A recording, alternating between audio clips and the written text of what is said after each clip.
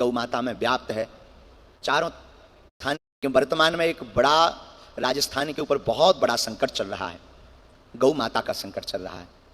चंपी जो रोग गौ माता में व्याप्त है, चारों अन्य प्रांतों में भी अब वो फैलने लगा, जिसमें राजस्थान प्रमुख है महाराज जी। 2, 3, 4 बाड़मेर आदि जिला में ये बहुत ज़्यादा इसका प्रभाव है। तो आज प्रातः काल ही हम विलंब इसलिए आए तो बहुत पहले गए थे आपने, तो प्रातः काल ही हनुमान जी के चरणों में जो भी चूरन चटनी है, हम तो कुछ जानते नहीं, नालायक हैं, धूर्त हैं, गांव के देहाती हैं, अनपढ़ हैं, गवार हैं, लेकिन जो भी है गुरु कृपा से तो अर्जी लगाई। तो उसमें ऐसी अंतर मन में प्रेरणा लगी कि अर्जुन जी महाराज के 12 नामों का यज्ञ करवाकर अगर हवन करवाया जाए तो 3 माह के अंतर्गत इस रोग पर काबू पाया जा सकता है। अर्जुन जी के जो 12 नाम हैं, उन नामों के द्वारा, वो 12 नाम हैं, वो लिखित आए हैं, चूंकि दास वो पर्चा जो है अर्जी का पर्चा वो वहाँ दास ने छोड़ दिया, तो उस पर्चे में 12 नाम उल्लेखित हैं। और वैसे भी वो नेट पर अन्य अन्य जगहों पर 12 नाम, अगर उनके 12 नामों को दृढ़ संकल्पित होकर अनुष्ठानात्मक रूप से जो क्षेत्र है जहाँ गौ माता है, गौशाला है, एक तो वहाँ लिख करके भोजपत्र में मुख्य द्वार पर गड़वा दिया जाए, चिपकवा दिया जाए, और उसी नामों से अगर हवन आहुति करवाई जाए तो निश्चित रूप से जो हनुमान जी की सदप्रेरणा लगी, सन्यासी बाबा की प्रेरणा लगी, इस रोग पर काबू पाया जा सकता है। और सब प्रार्थना करो कि गौ माता के ऊपर विपत्ति है।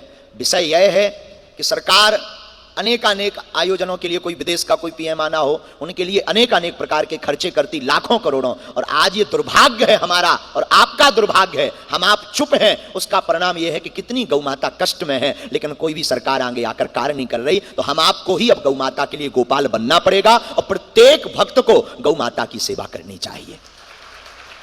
इसलिए हमने धाम से बालाजी ने, सन्यासी बाबा ने नारा दिया है, गौशाला नहीं हो पाए एक हिंदू एक गाय, गौशाला नहीं हो पाए एक हिंदू एक गाय। और हम निवेदन करेंगे, यहाँ जितने भी राजस्थान के बड़े बड़े महापुरुष विराजमान हैं, धनाढ्य व्यक्ति भी विराजमान हैं, जिन पर लक्ष्मी माँ कुबेर भगवान की बड़ी कृपा है, हम यही कहेंगे, जिस प्रकार अपने घर में कोई बीमार हो जाता तो आप अपनी संपत्ति दाव पर लगा देते, आपको संपत्ति दाव पर नहीं लगानी, कुछ अंश लेकर उन गौ माता की रख रखाव की व्यवस्था जरूर करो।